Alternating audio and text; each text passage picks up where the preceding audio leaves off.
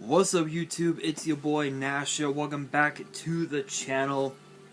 And for today's WWE news video, there is quite a bit to talk about, including the latest on the most recent update on NXT superstar Zoey Stark, who has been sidelined with a knee injury at the hands of Toxic Attraction.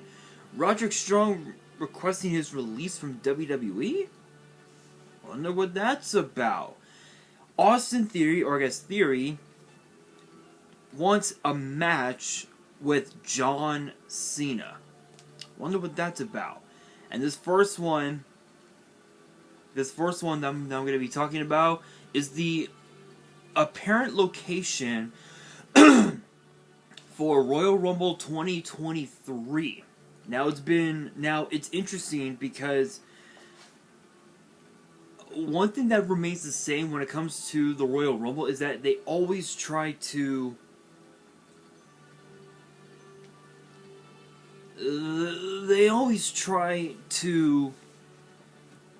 make the next Royal Rumble excuse me, just as great as the last. You know, like with this past year's Royal Rumble, you know, Brock Lesnar won and Ronda Rousey won the Royal Rumble, both of which did not win at WrestleMania, unfortunately, which is sad, but it is what it is.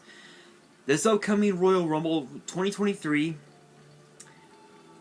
is said to take place inside the Alamo Dome in San Antonio, according to Fightful, which is interesting because my brother actually lives in San Antonio, so it'd be pretty cool to go to his home turf, you know? Hey, why not?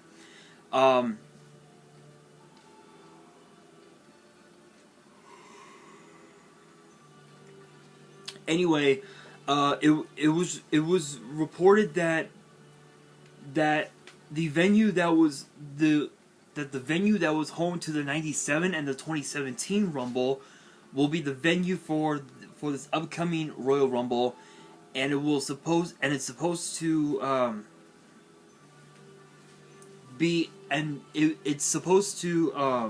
whoa.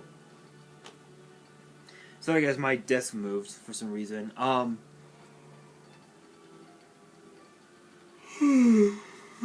Excuse me. Sorry guys, I am so tired right now. I apologize for my constant yawning. Apparently it's supposed to be the current front runner for the award next year, as WWE continues to increase the number of shows they hold in front of a massive amount of people in a stadium. And this would be the fourth Rumble in 5 years to take place in a stadium, with last year's Rumble with the 2021 event emanating from the Thunderdome due to the pandemic restrictions at the time. Obviously now there are no pandemic restrictions. Well, there are still some restrictions, but it's gotten to a point now where almost everybody has gotten their shots. Almost everybody has gotten their booster, and it's gonna get to a point now where there's really no point for masks. You know, so which is awesome. I never thought that we would have survived. I never thought we would survive COVID. Never thought, but here we are, right? And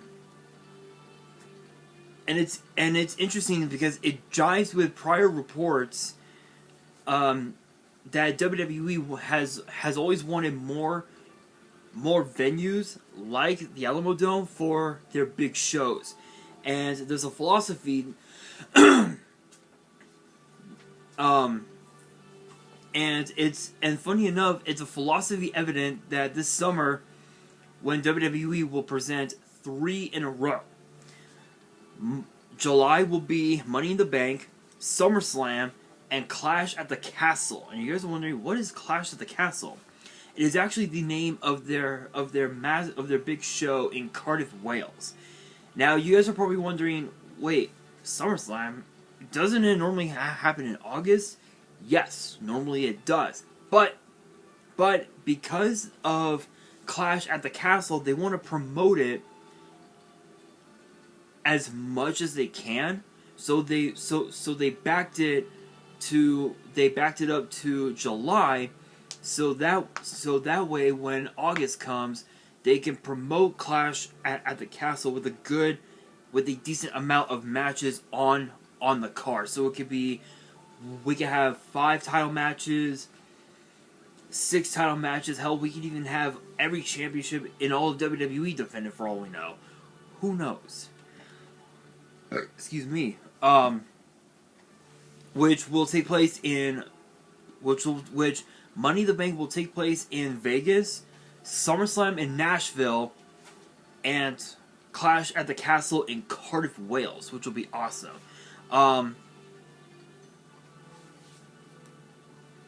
And apparently, the Alamo Dome has become something of a favorite for the Royal Rumble, because you guys know, 97 was the one in 97 was home to where Shawn Michaels became WWE champion in his hometown, and then Royal Rumble 2 decades later,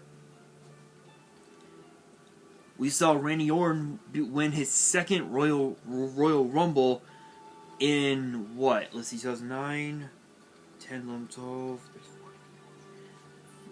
His second one in 8 years, almost nine years, which is pretty crazy. His first win was in 2009, and his second one obviously being in 2017.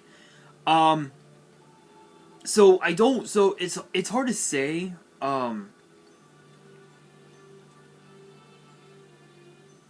how it'll play out, because you guys know with the 2017 Rumble, which I actually did talk about on the channel, funny enough. The card for 2017 was kind of an interesting one. It was kind of interesting. We had the Royal Rumble. We had Kevin Owens versus Roman Reigns for the Universal title in a no DQ match, in a no disqualification match, where Chris Jericho would be in a shark cage. We had AJ Styles versus John Cena for the WWE title. We had Charlotte Flair versus Bayley for the Raw Women's title. We had Rich Swann versus Neville for the Cruiserweight title.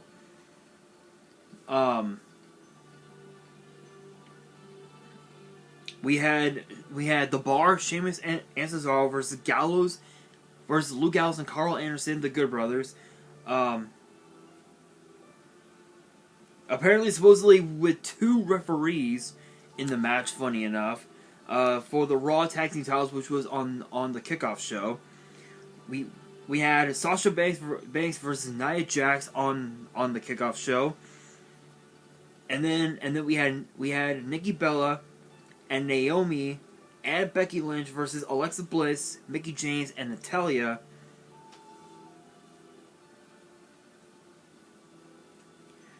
As well. And the results were actually unique. They were really interesting, because Naomi, Nikki Bella, and Becky Lynch won their match on the kickoff show. Gallows and Anderson, defeated The Bar to win the Raw Tag Team titles. Nia Jax defeated Sasha Banks. Charlotte Flair defeated Bayley to retain her title. Kevin Owens defeated Roman Reigns with the help of Braun Strowman to retain the Universal title. Neville made Rich Swann tap out to the Rings of Saturn to win the Cruiserweight title. Cena defeated Styles to win his 16th WWE title. And of course, Randy Orton winning the Royal Rumble by eliminating Roman Reigns. This upcoming year's Royal Rumble is going to be rather interesting as far as the venue, because you guys know the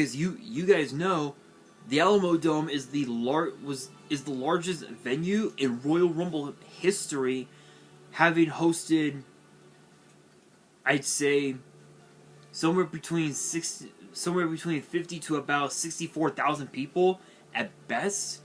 So it's very interesting to see how this upcoming year will play out. I'm very curious about it, but I'm excited. I think honestly, this very may will be the greatest Royal Rumble event this upcoming year in history, hands down, hands down. But moving on. What is the condition of Zoey Stark? If you guys have no idea who Zoey Stark is, she is a NXT superstar, and she has been with NXT since last year, and she tore her ACL, and she suffered a torn ACL and meniscus during a triple threat tag team ladder match, which took place at NXT Halloween Havoc last October, and was out of action since. And she did pop up on TV on crutches a few times since then, but for the most part, haven't seen anything of her. Apparently, she took to Twitter this week saying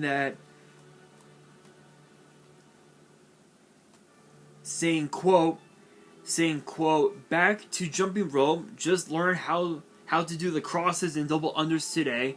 I forgot how great of a cardio session jump roping can be. On to the next phase, rehab. And she actually posted a photo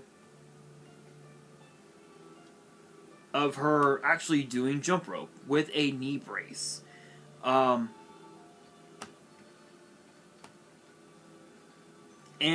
it's interesting because when you think about it,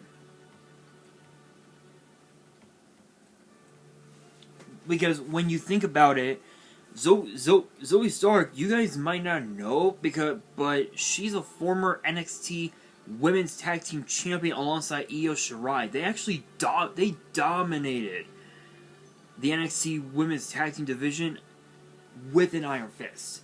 Obviously they did lose, but this proves.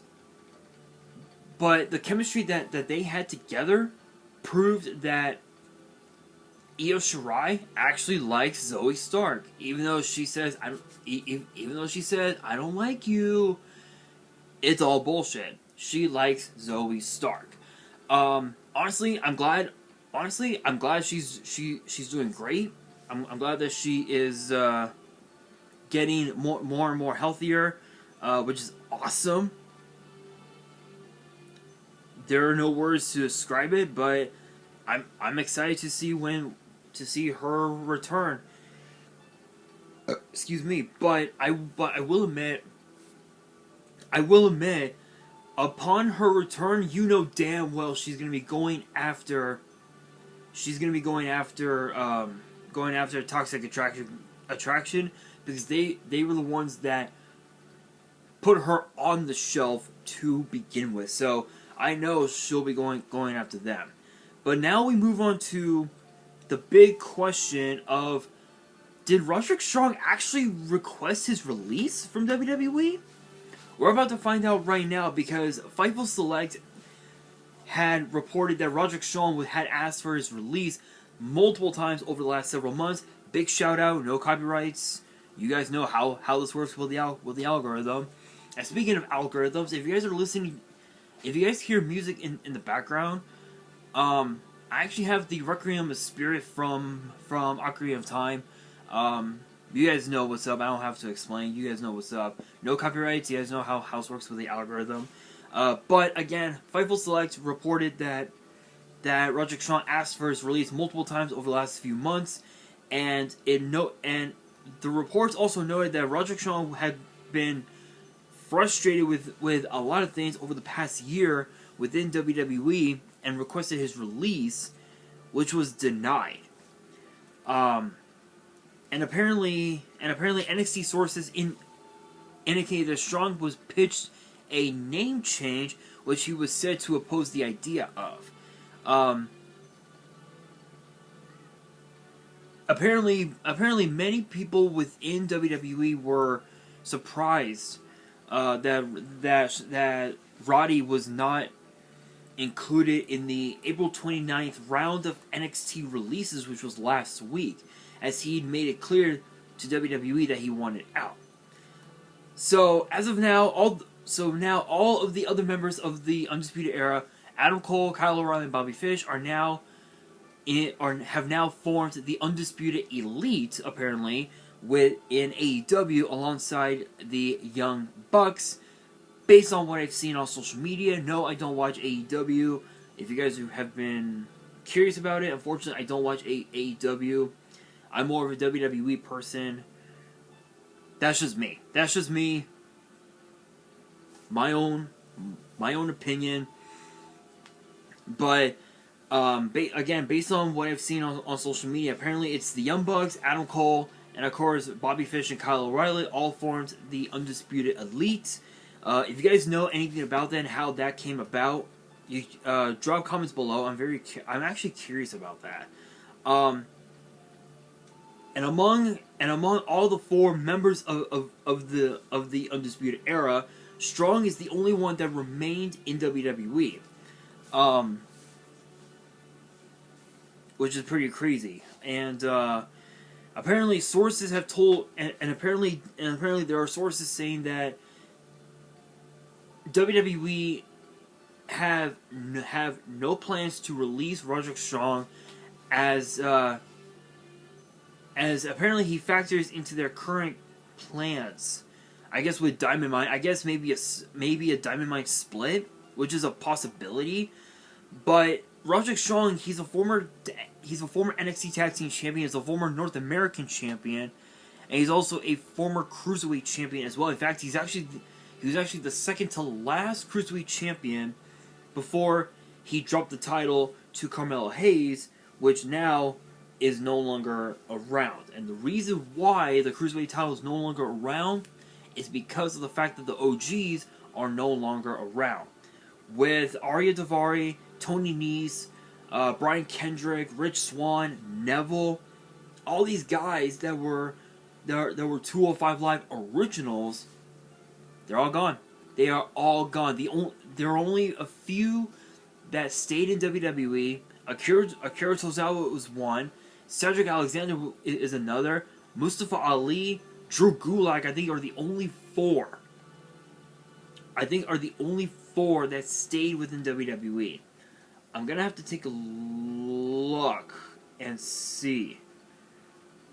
Let me go to WWE.com. No copyrights. Big shout out. You guys know how this works with the algorithm. Let's take a look.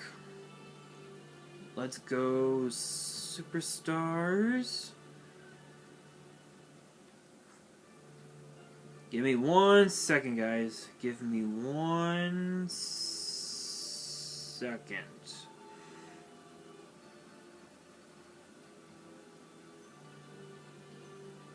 Noam Dar is another one. I almost forgot. Noam Dar is another one.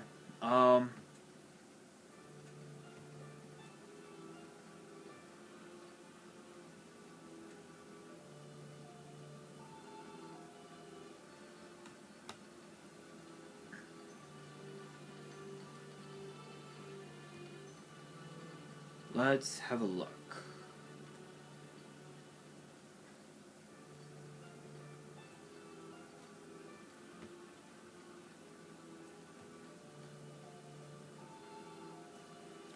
Alright, let's see. Let's see who from 205 Live got released. Ari Sterling was one. Ashanti the Adonis, Arya Daivari, Asher Hale, Austin Aries.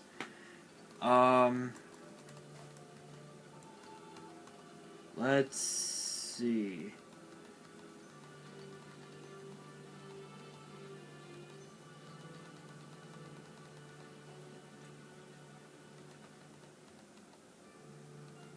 Danny Burch as well. Continuing on to the WWE Alumni page. I would say Drake Lante, but he's not a 205 Live original. Drake Maverick is, though. He is a 205 Live original. Crazy enough.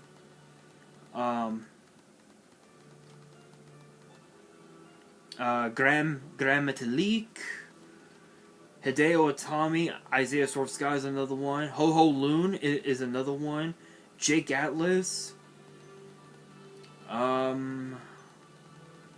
Continuing down the line.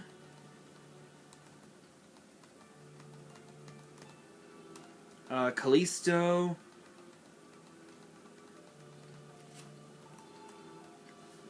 Kushida, unfortunately.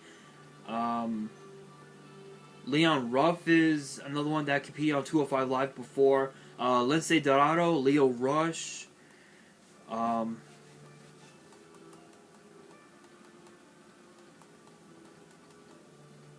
Mike Kanellis as well. Buddy Murphy, Neville, Oni Lorcan.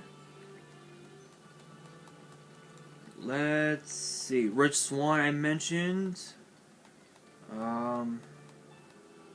The Singh brothers, Samir and Sunil.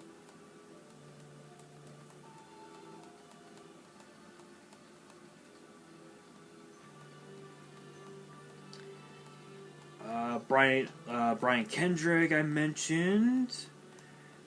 Continuing down the line. TJ Perkins, another one.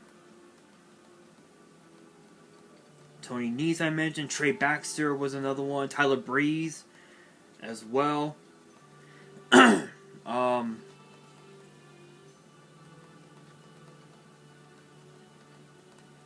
yeah, those were pretty much the whole roster. There were others as well that competed on 205 Live, but I think they ended up getting released or ended up moving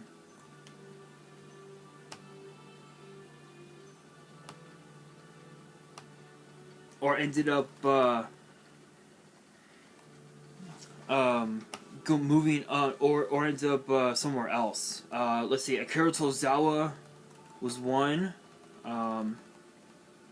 Angel Garza was another one. I almost forgot about Angel.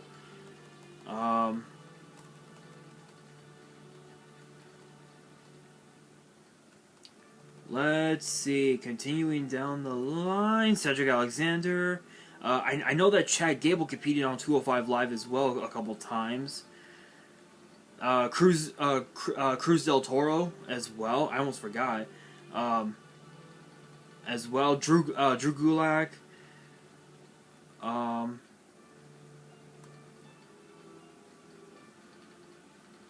Flash Morgan Webster, Fabian Eichner competed on there as well. Grayson Waller as well competed there as well. Humberto.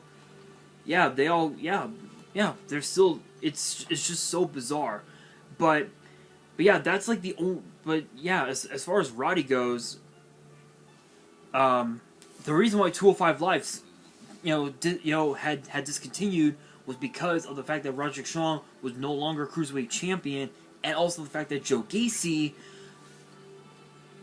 wanted to stop wanted to stop 205 Live, which I don't blame him. I don't blame Joe Gacy for wanting to do that.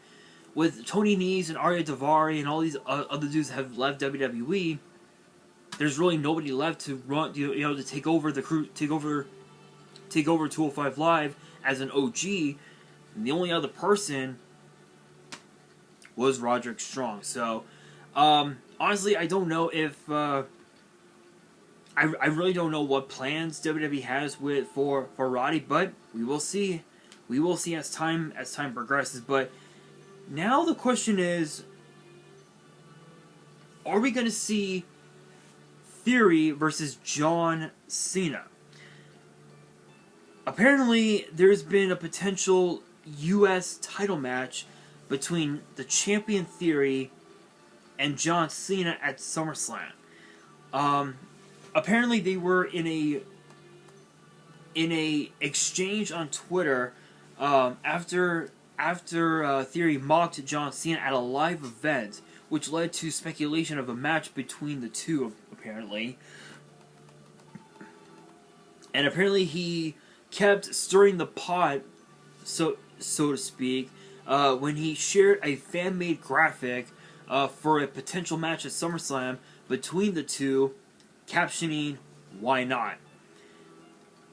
And you guys know, Theory became one of several superstars that underwent a name change in 2022. Obviously, Kaylee Ray was one of them under the name of Alba Fire, which made no sense at all.